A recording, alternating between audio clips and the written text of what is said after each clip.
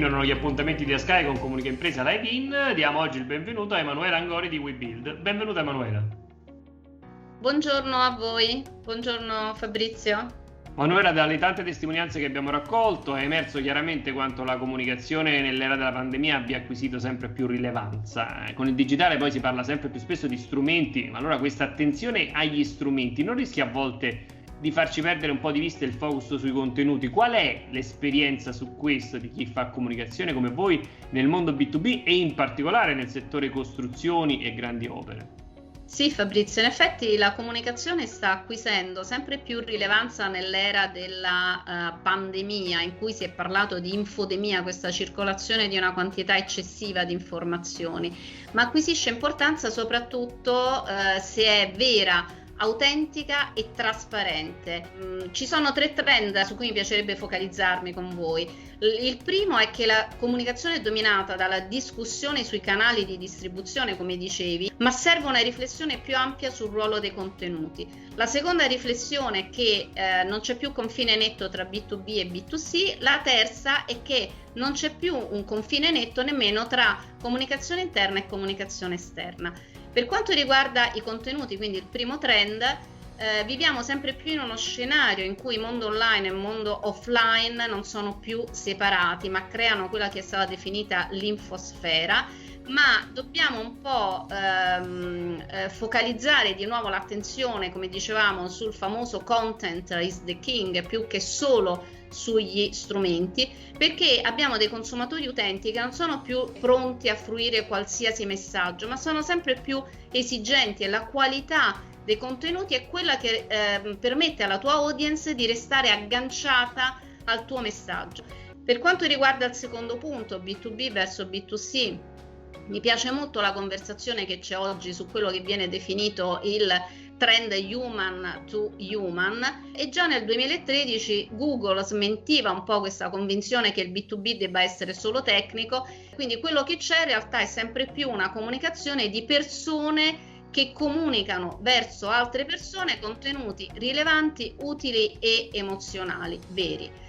Terzo punto, dicevamo, la comunicazione interna. Si assottigliano sempre più le differenze di contenuti e strumenti. Ormai la comunicazione interna e quella esterna viaggiano su siti web con messaggi costruiti solo su community diverse. Ecco, allora proprio a proposito di comunicazione interna, i nuovi strumenti impongono nuovi linguaggi diversi. Allora, quali nuovi scenari vedi in quest'ambito, in particolare guardando alla comunicazione interna di oggi? Guarda, secondo me la comunicazione interna sta vivendo un momento veramente di grande splendore. Quella che fino a poco tempo fa era considerata un po' una funzione ancillare della famiglia professionale della comunicazione, oggi è sempre più centrale nella narrativa delle aziende, e comunicazione interna e comunicazione esterna utilizzano gli stessi strumenti, app digitali, app integrate, i podcast condipendenti che diventano brand journalism. Il cosiddetto New Normal ha condotto ad una serie di cambiamenti strutturali con alcune caratteristiche del periodo di emergenza che secondo me tenderanno a consolidarsi. Sostanzialmente una maggiore focalizzazione sul digitale, un maggiore impatto in termini di ingaggio delle persone, un'attenzione agli aspetti umani e alle cause globali cui il brand contribuisce. Dicevi attenzione alle cause globali, allora tornando al tema contenuti, in un contesto in cui ambiente e salute sono mai come oggi sotto gli occhi di tutti, strettamente legati l'uno all'altra, non si può non affrontare il tema della sostenibilità. Eppure comunicare sostenibilità in un'impresa non è sempre facile. No, non è facile Fabrizio, perché come dicevamo ogni contenuto deve essere vero e concreto. Mi sono occupata di sostenibilità dal 2004 e da allora il tema era davvero poco percepito nel suo valore complessivo per l'azienda, e oggi non è più così, perché si è diffusa finalmente la consapevolezza del ruolo della sostenibilità in termini di reputation, in termini di competitività del business. Il tema della sostenibilità secondo me è profondamente legato ai temi della innovazione.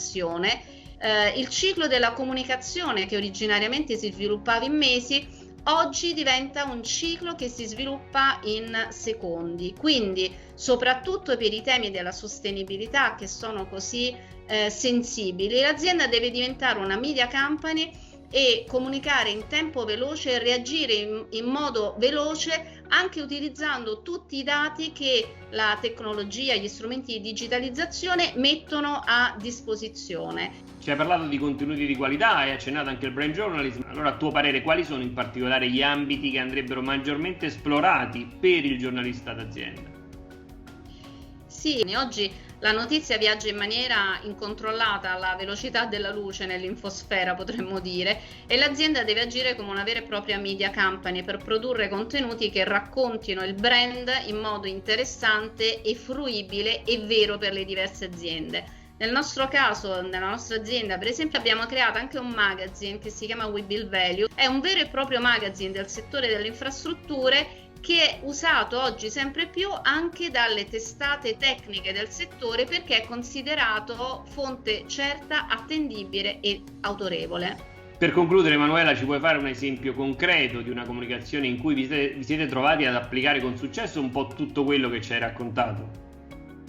Sì, certo, abbiamo tanti esempi, però mi piacerebbe raccontarvi rapidamente quello del ponte di Genova. Il nostro purpose era dare supporto ad una collettività ferita per trasformare il caso negativo in un caso positivo di rinascita del territorio. Quindi il ponte di Genova è stato raccontato con una cifra stilistica trasparente ed autentica, lontano dalla retorica autoreferenziale, e soprattutto una narrativa trasparente e disponibile in qualsiasi momento a chiunque giorno per giorno, quindi in sintesi una comunicazione multipiattaforma, multi-audience fatta giornalisticamente sul campo, quindi l'azienda che diventa media company, varcando i confini della comunicazione istituzionale per diventare un racconto collettivo di un'impresa e di un territorio.